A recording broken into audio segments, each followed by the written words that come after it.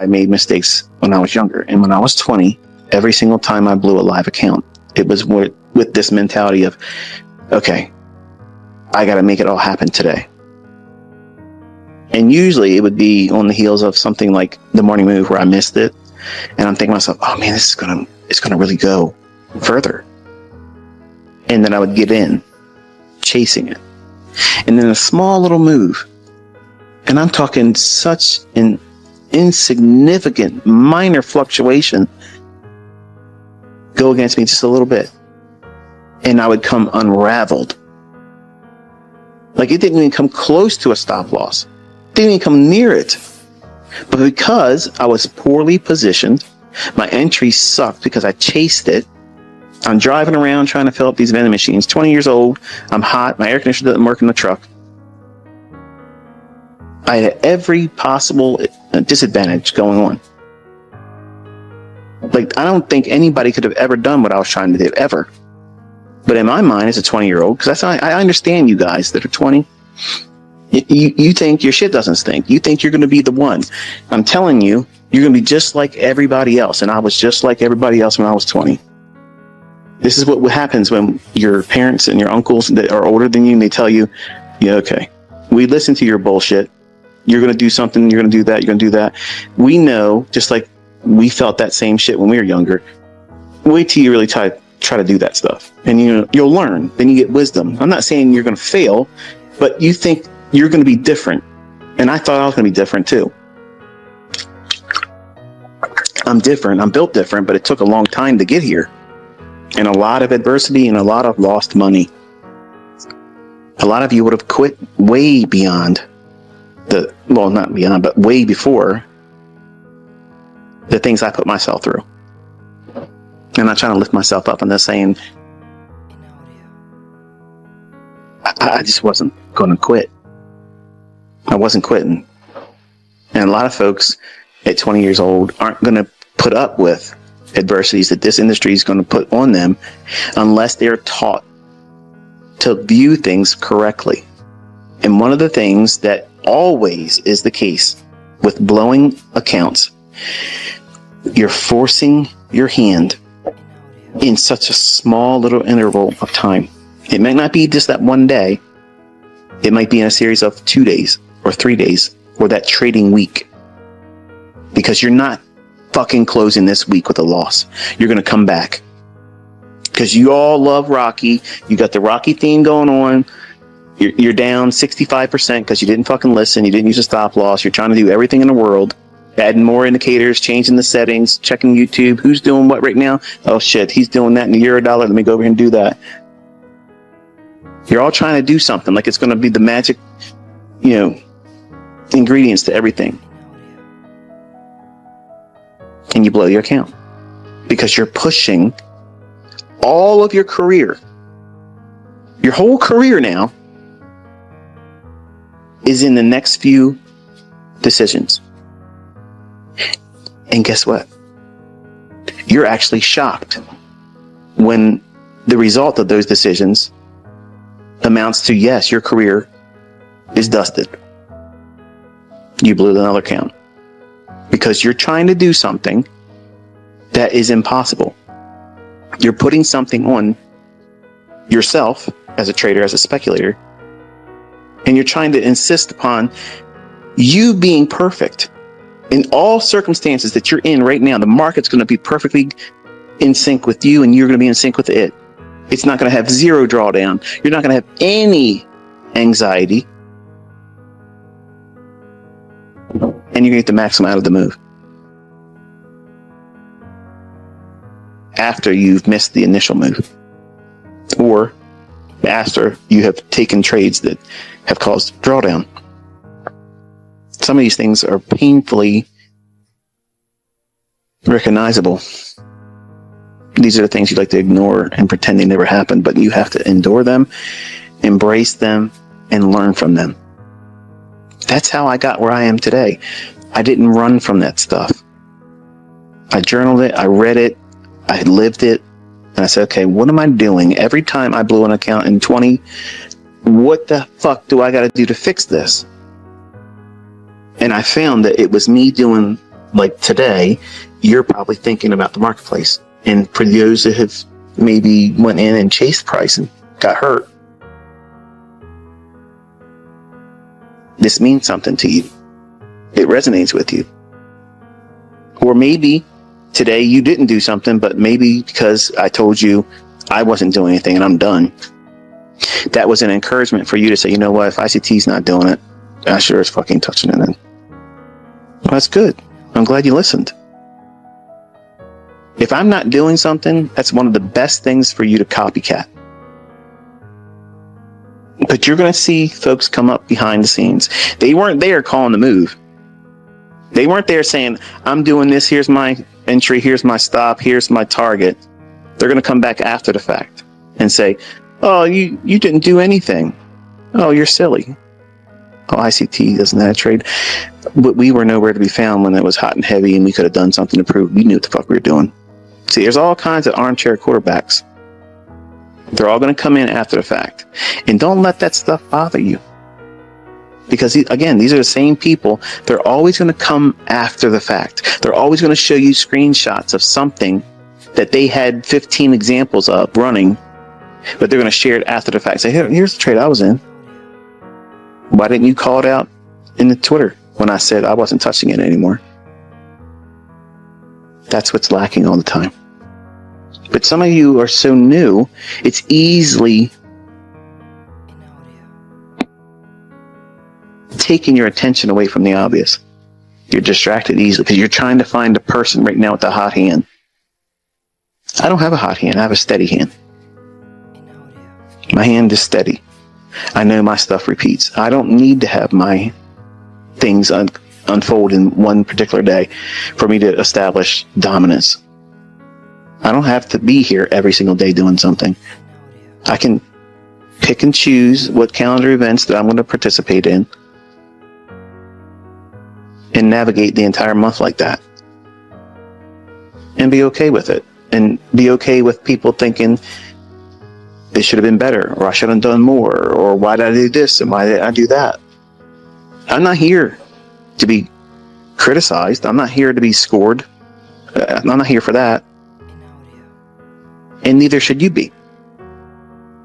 But you, as the driver, you're in the captain's chair and you're sailing that ship. Your destination is success. But success isn't a one-port destination. It's multiple stops continuously. So you got to stop thinking about your trading day or your next trade. That's the final destination. So you have to look past that. You have to look past the results of the next trade. Because if that next trade doesn't arrive at success, you're not surprised. You're not taken back by it. You're not affected by it. It doesn't sink your ship. But days like this, even when you didn't participate, these are the fertile grounds for chaos. And folks, let me tell you something. Go to bed with a fertile mind like days like this would create, and think about how, I'm going to go in there and I gotta fix this feeling I've missed something. Well, how do you do that?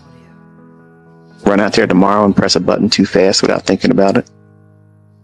And then as soon as you lose, you know damn well why you did it. That's what I talked about here tonight. And when you do it tomorrow, and some of you still will, it's going to hurt even more now because I told you, and you still can't control yourself. It's not the method that's failing. It's you. You're a captain that has no navigation skills. That's all I'm lending you. My experience behind the wheel. I've been through these waters before. I know where the tide gets a little rough. And I know when there's icebergs.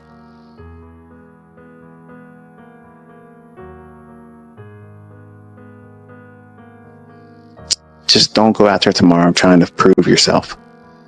Just relax, go slow. You have plenty of opportunities ahead of you. We have plenty of week left. We have plenty of month left. The fall is just about to start. Like these are the times when the market gets really nice. And don't let this one day trick you into thinking this is the entire move. There's nothing else after this. That's not true. So you just gotta relax. When they took off this morning, I turned to my son and he had like bug eyes. Just sitting there like really big eyes. And I said, look how fast that thing moved. Like a deer in headlights, just staring at the chart he was. And I just smiled. I was like, yeah, it moved really quick. He goes, it didn't even give you a chance to do anything, Dad. I was like, I know. But I'm glad I recorded it. I'm glad you got a chance to see it in real time, because again, market replay, that's not the same. You will not see it the same way that it was done live. And there's absolutely no way these crackerjacks out there that pretend that they're sniper entries here and sniper entries there, and they're getting in always at the high ticks on these high impact news events. I'm calling bullshit. Okay? Because believe me, if it was possible, I would have did it. And you can see how fast it was today. It just simply would have never given you a ticket. You would have been sitting there watching it run away like I did. So the moral of the story is this. Your trading career is not a one-day event. It's not a one-week event. So don't treat it like that. Missed moves is a profitable trade every time. Every single time. It has zero drawdown. That's the best fill. A missed move is a perfect trade because you have no drawdown. You have no negative impact psychologically because it didn't take anything from you. You don't pay any commissions on that. You don't pay any spreads on that. It is a learning experience. It's all upside. But think about how you view this day. Before I said what I just said, how do you look at this day? Oh man, I missed this. Man, I could have done a lot with that day. If I just would have had part of it today, that would have been great.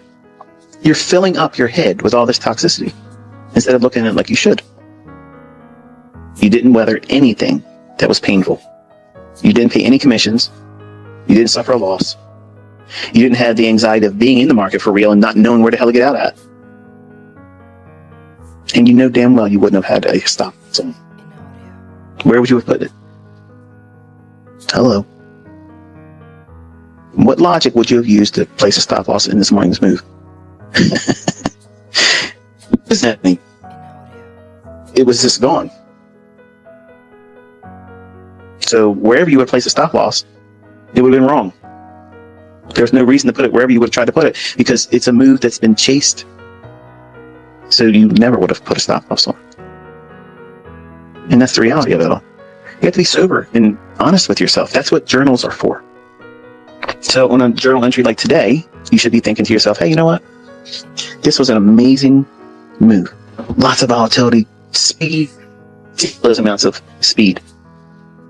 But I am so thankful that I did not get in there today and find harm or suffer a loss because of the velocity that this market presented. And there was no way for me to engage it. So I'm happy that my model did not put me in a position where I was suffering a loss, drawdown, anxiety.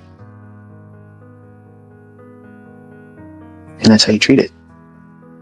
And on Saturday or Sunday, when you reflect on it, when the market's not trading, you come back to that entry and look at it and look at how the week of the market closed.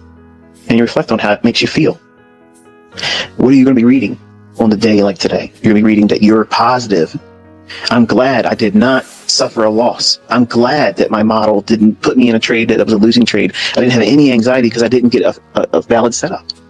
Yeah, the market moved, but it didn't give me a valid setup. So I didn't have anything to regret. See how disarming that is? That's self-talk. That's positive self-talk. Some of you simply just want to troll yourself. Oh, I'm never going to get this. I'm so stupid. When am I ever going to learn how to do this? For fuck's sake, I've watched 50 videos of this guy and I still can't get to work. I know how it feels sometimes, man. I know. But it's hard to stay positive. And the key is self-talk. You do it in your journal because you're going to refer back to that at the end of the week. And you'll also refer back to it when you have periods of drawdown.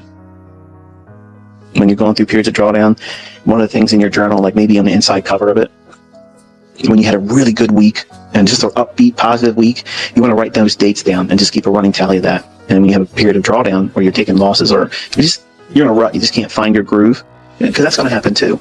Not necessarily moving into the market and taking losses, but just simply not being able to engage. Just moves constantly happening, you're not in it. You're going to want to find periods where you can go back and say, this was a high point. Let me read how I was entering my journal entries at that time. And you'll relive that moment again because it's in your own words. And that is what helps you get carried through these rough patches. Don't listen to me and let me be your only source of encouragement. You got to find that in yourself, and you do that through your journaling. No one's going to be able to empower you and inspire you better than your own experiences where you walk that walk. Nobody can take that from you. Nobody can minimize it. Nobody can strip it away from you. Those experiences are real. You logged them. You lived it. You were there in the moment. And when you capture that in your own words, using positive self-talk, never putting negative things in there like, oh, I'm never going to learn how to do this. I'm stupid. This is too hard. They're negative reinforcements that your subconscious is going to retain. So if you're feeding yourself positive feedback, that positive feedback loop that continuously delivers that same effect when you go back and refer to these positive entries on an event that wasn't really profitable by monetary terms, but you're coming out of that experience with a positive outlook. You weren't derailed by it. You didn't take a losing trade. You didn't even engage because your model didn't give you a setup. How are you going to complain about that? But some of you still try to do it. And all I'm trying to do is just get your bearings back and set your compass the right way. Success is in front of you. But sometimes you get distracted. You want to look off to the starboard or port side, and you spend too much time looking over there, you'll get off course. And your journey becomes longer than it needs to be. So hopefully this was a little bit of incitement to stay focused and not beat yourself up too much. And if that was, what you encouraged yourself through with doing what I'm telling you to do with your journal entry, that's good. But if it doesn't inspire you and you find things like this or these discussions not helpful to you, I don't know how to fix it for you. I don't know what else to do for you. Like, I have no other magic wand. I have no other recipe. I don't have another silver bullet. It's just a hard task to overcome yourself because you're the person that's stopping you from being successful in this. I've already given you a model that works. I've already given you tools and a roadmap. But if you choose not to follow the roadmap and you choose to make your own course, your own pathway, the duration is going to be longer and the adversities are going to be harder. And you're going to probably be a whole lot more anxious doing it differently because you're trying to reinvent the wheel instead of just submitting to the process, which admittedly is hard. It's hard. But everybody that gets there goes through it. Sometimes folks come in, they want to do it a little bit different. They want to do it their way. I'll take a little bit of this, I'll take a little bit of that, and then I'll call it mine. This is my approach. I took a little bit of this approach to what ICT does. I talked a little bit about what this guy over here talks about, and then I have a Frankenstein kitchen sink approach to it. And you'll share the hit and miss times where it works, but it just won't be consistent because you're not doing what I taught you. And that's not to say that there aren't other profitable traders or teachers out there. I'm sure there are, okay?